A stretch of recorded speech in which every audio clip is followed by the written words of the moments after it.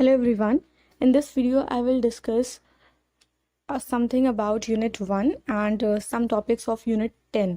तो basically कुछ बहुत दो चार चीज़ें हैं which I will discuss and which I think is important, जिन्हें याद करना important है, ठीक है। तो what I will do is my focus will be more on कि मैं आप लोगों को वो चीज़ों को याद करवा दूँ, ठीक है।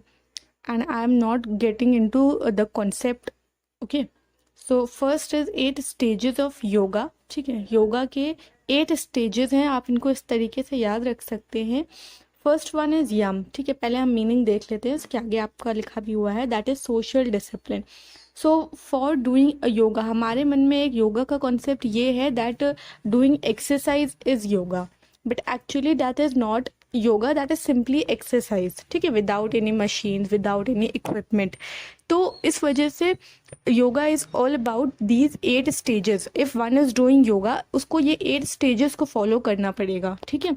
Number 1 is yama, that is social discipline, कि आप सबसे पहले अपने आस पास का जो माहौल है, ठीक है, उसको एक डिसिप्लिन रखो, ठीक है। उसमें एक मतलब एक पीस लेके आओ, ठीक है। एक ऐसी आपका एनवायरनमेंट हो कि वो आपको डिस्टर्ब ना करे, ठीक है।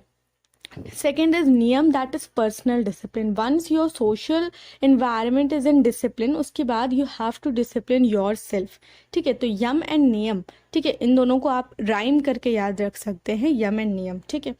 आफ्टर दैट आपको आसन में, what is asana, it is a yoga posture, ठीक है। To start yoga one you need to be in a certain postures, तो दैट इज आसन। उसके बाद प्राणायाम, प्राणायाम मीन्स योगिक ब्रीदिंग, ठीक है। सो योगा कभी भी कोई भी होता है, it always starts with, and breathing का बहुत ही इंपॉर्टेंट रोल होता है। सर्टेन आप कोई भी पोस्चर अपना रहे हो तो आपकी ब्रीदिंग कैसे अंदर जानी है, कैसे बाहर जानी है, तो ब्रीदिंग जो है वो एक सेंट्रल होता है when you are doing yoga. तो pranayama means yogic breathing. Then pratyahara, it is withdrawal of senses, आपको अपने सेंसेस से बाहर आना है, यानी कि आपको किसी तरह का पेन है, इचिंग है, ठीक है, मच्छर हैं, ठीक है, इन सब चीज़ों पे ध्यान नहीं देना है, आपको अपने सेंसेस से कम्प्लीटली बाहर आना है, ठीक है। बहुत ज़्यादा फिजिकल कंफर्ट में नहीं रहना है, ठीक है। ये चीज़ है प्रत्याहारा। नेक्स्ट इज धारण, that is concentration on object. अगर आप कोई ऐसी योगा कर रहे हो, ठीक है, तो योर जो आपका कंसंट्रेशन है वो किसी एक ऑब्जेक्ट पे होना चाहिए। इट कुड बी एनीथिंग, एक कैंडल हो सकती है, एक पेड़ हो सकता है, ठीक है, कोई भी चीज़ हो सकती है जिसपे आपका सारा जो कंसंट्रेशन हो वो उस पर ही फोकस्ड हो, आपका माइंड वैंडर ना करे, घूमे ना इधर उधर, भागे नहीं। Next is dhyan, that is meditation. While you are doing yoga, आपका जो फोकस है, आपका जो ध्यान है, you should be in a meditative position, ठीक है। आपको बहुत ज़्यादा इधर उधर की बातें नहीं सोचनी है। All you have to make yourself calm and in a meditative position. At last, it is samadhi, that is self-realization. ठीक है. So when you are doing yoga for years and years, because of this practice, one becomes self-realized. Okay. सो अब इसको इस तरीके से आपको याद रखना है, लाइक यम एंड नियम, इसको आप राइम कर सकते हो, ठीक है। पूरा एक स्टोरी फॉर्म में लेकर चलिए, ठीक है। उसके बाद योगा करने के लिए सबसे पहली चीज़ क्या होती है, posture. After your posture, it is important कि आप ब्रीदिंग प्रॉपर कर रहे हो, ठीक है। ब्रीदिंग प्रॉपर करने के बाद आपको अपने सेंसेस से बाहर आना है, ठीक है। After that you have to concentrate on an object, and then you have to meditate, and then you have to do self realization after a long practice of yoga, ठीक है। तो इसको आप बस ऐसे ही याद रखिए, दैट इन अ सीक्वेंस, इन अ, अगर आप बार बार इसको रिपीट करेंगे और अपने में एक साइकिल जैसा इसको बना लेंगे, ठीक है। अपने आप को पिक्चराइज करिए that you are going to do yoga, तो what all stages you have to follow. So there is 8 stages of these.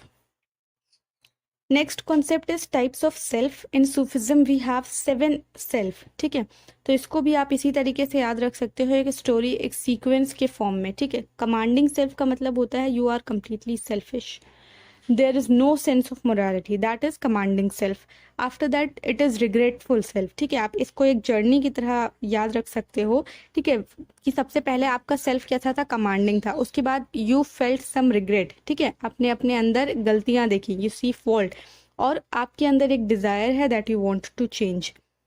Next is inspired self. अब चेंज करना है तो कैसे चेंज करना है, through prayer, through meditation, through spiritual activity, next is contented self, once you are doing all this, ठीक है, once you are praying, once you are meditating, ठीक है, तो contented you will be at peace, contented मतलब satisfaction, content means, ठीक है, तो you will be at piece जब आप प्रेयर मेडिटेशन ये सब कर रहे हो, ठीक है। तो सबसे पहले आपका सेल्फ कैसा था, यू आर कमांडिंग, ठीक है, उसके बाद you realise your mistake, you saw your faults, तो आपका क्या हुआ, रिग्रेटफुल सेल्फ हुआ। उसके बाद यू बिकेम इंस्पायर्ड, ठीक है, आपने इस तरह की एक्टिविटीज में शामिल होने लगे, and then you will become at peace, ठीक है। उसके बाद यू विल बी प्लीज्ड, आपका सेल्फ क्या होगा, प्लीज सेल्फ होगा। किस चीज से please even with difficulties in your life, ठीक है। वंस यू आर पीस, तो आपको एक तो आप जो चीज़ अच्छी हो रही है आप उसके लिए भी एट पीस हो, उसके बाद जब प्लीज सेल्फ पे आओगे नेक्स्ट स्टेज, जो चीज़ बुरी हो रही है आप उसके लिए भी एट पीस हो। Then next stage is self pleasing to God, ठीक है, यू हैव नो फियर, ठीक है, you do not ask anything for God, you have genuine inner unity and wholeness, ठीक है, कोई चीज़ चाहिए नहीं, जो है उसी में खुश हैं, तो that is self pleasing to God. And at last it is pure और सीरीन और सिक्योर सेल्फ, ठीक है, तो ये आपका लास्ट सेल्फ है, ठीक है, union with God, there is no self, क्योंकि आत्मा का परमात्मा से मिलन वाला कॉन्सेप्ट है यहाँ पे, there is nothing but God, okay. तो इसको आप इसी तरह सीक्वेंस में याद रख सकते हो कि पहले यू वर कमांडिंग, देन आपको रिग्रेट हुआ, देन यू इंस्पायर्ड, उसके बाद आपका पीस आया तो you become satisfied even with difficulties, ठीक है, तो प्लीज सेल्फ हो गया, उसके बाद you become self pleasing to God, and at last you become pure self और सीरीन और सिक्योर सेल्फ। उसके बाद there are 4 stages of Sufism, इसको भी आप इसी तरीके से याद रख सकते हो। Number 1 is sharia and that is the basic foundation, ठीक है, सेट ऑफ प्रिंसिपल जिसको रिलीजियस लॉज बोलते हैं। Then tariqa, that is the inner practice, ठीक है, आपके पास लॉज हैं बट वॉट अगर आप उसकी प्रैक्टिस नहीं कर रहे हो तो, ठीक है, that is the mystical path जिसको तरीका बोलते हैं। नेक्स्ट इज हकीका, दैट इज ट्रुथ, ठीक है, तो डायरेक्ट एक्सपीरियंस, आपने प्रैक्टिस करी, यू हैव दिस फाउंडेशन, आपने उसको प्रैक्टिस किया, and then you have some direct spiritual experiences. And at last it is मारिफा, दैट इज गनोसिस, ठीक है, तो it is superior wisdom and knowledge. Once you have certain direct experiences of spiritualism, you become wisdom, you had wisdom, you become knowledgeable, and that is superior, okay। तो इसको भी आप इस तरीके से याद रख सकते हो, that first there is basic foundation, आपने उसको प्रैक्टिस किया, देन आपका एक डायरेक्ट एक्सपीरियंस हुआ, and you become superior wisdom and knowledgeful person, okay. So शरिया, तरीका, हकीका एंड मारिफा is the right order. Then there are 4 noble truths in Buddhism, that is called truth of suffering। क्या है कि there is suffering, ठीक है, एक सबसे पहला ट्रुथ है कि एक सफरिंग है, ठीक है, हमारी लाइफ सफरिंग है, बर्थ सफरिंग है, ठीक है, हमारी जो हेल्थ इश्यूज हैं वो सफरिंग है, ठीक है। उसके बाद there is cause of suffering, ठीक है, सफरिंग तो है लेकिन उसके पीछे के कॉजेज भी हैं। उसके बाद जो सफरिंग हम फेस कर रहे हैं उसका एक एंड भी है, ठीक है, वो ख़त्म भी हो सकती है, और उसको ख़त्म करने के लिए there is a path to end suffering. तो ये है 4 नोबल ट्रुथ, ठीक है, कि सबसे पहले कि सफरिंग है, ठीक है, उसके बाद उसका कॉज भी है, उसका एंड करने का तरीका भी, वो एंड भी हो सकती है, एंड एट लास्ट उसका एंड करने का एक पर्टिकुलर तरीका है। तो ये है 4 नोबल ट्रुथ्स। अब वो तरीके क्या हैं, that is the 8 fold noble paths, ठीक है।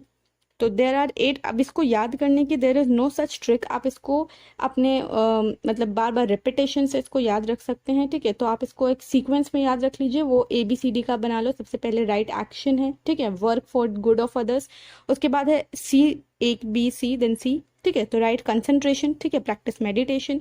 उसके बाद आपका E, ठीक है, राइट एफर्ट, यानी कि रेजिस्ट इविल को अपने से दूर रखना, ठीक है। उसके बाद आप आई देख सकते हो, नहीं EIS, आई है राइट इंटेंशन, ठीक है, free your mind of evil, अपने आप को जो भी इविल है उससे दूर रखना। देन L, राइट लाइवलीहुड, ठीक है, रिस्पेक्ट लाइफ, दूसरों की लाइफ को रिस्पेक्ट करना, ओके। देन राइट माइंडफुलनेस, ठीक है, आपको अपने कंट्रोल करना है थॉट्स को, ओके।